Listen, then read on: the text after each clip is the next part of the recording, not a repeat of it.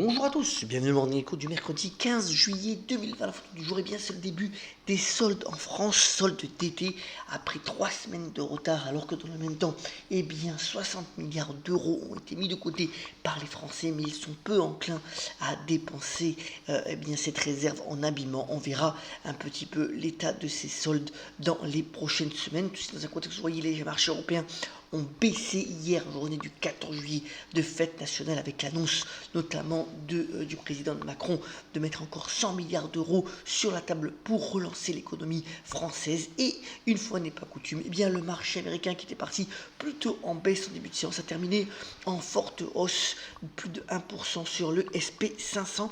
Tout ceci dans un contexte, vous voyez, où on aura demain eh bien, la réunion de l'OPEP pour savoir exactement quelles vont être les grandes décisions au niveau des quotas de production. Pour le moment, on est sur des discussions sur certains pays au niveau donc des quotas de production, notamment du Nigeria et de l'Irak, mais pas de décision définitive pour le moment. On aura aussi, eh bien, en cette fin de semaine, le fameux sommet européen qui est attendu. Vous voyez que pour le moment, l'euro affiche sa confiance puisqu'il est acheté par les investisseurs et traders, se rapprochant des 1,14 dollars, donc 1,14 dollars pour 1 euro. Alors que eh bien, Angela Merkel met tout son poids politique pour arracher un accord sur le plan de relance européen. Les derniers détails doivent être encore réglés selon nos dernières sources.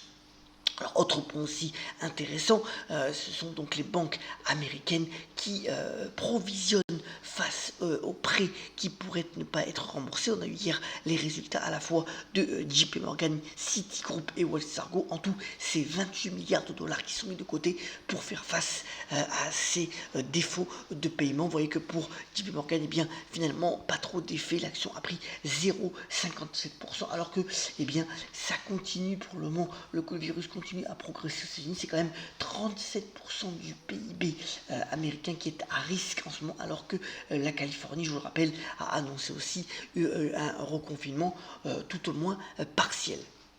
Point intéressant relevé dans le Parisien ce matin, eh bien, c'est le fait qu'en France, les stations du littoral ont toujours la cote au niveau de l'immobilier. Les prix continuent à monter malgré le Covid. Alors, bien entendu, c'est des chiffres qui ont été compilés ces dernières semaines. On verra si, notamment pour la région PACA, eh bien, le fait qu'il y ait moins de touristes étrangers, moins d'attrait suite, bien entendu, au Covid-19, peut un peu ralentir la progression de ces primes. Vous voyez que ce soit en Bretagne, au Languedoc ou donc en PACA, ces prix continuent donc à progresser au niveau donc de l'immobilier.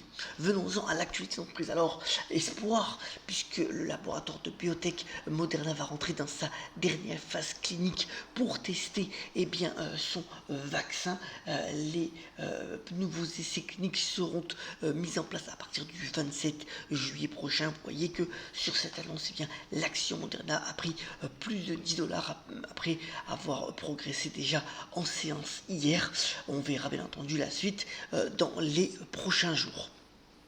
Alors on aura aujourd'hui des résultats assez intéressants dans le monde du luxe et du e-commerce, notamment donc Burberry qui fera un état de son activité, toujours intéressant à voir, même si c'est une petite valeur du luxe comparativement à Kering ou à LVMH. Et puis dans le commerce, la mode par internet, on en parlait au niveau des soldes, et bien Azos donc fera aussi un point sur son activité. C'est quand même un gros site sur les vêtements, et ça sera intéressant aussi de voir. Vous voyez que l'action a quand même bien récupéré par rapport à son point bas du mois de mars, donc ça sera intéressant de voir ce qu'en dit Azos tout à l'heure avant l'ouverture.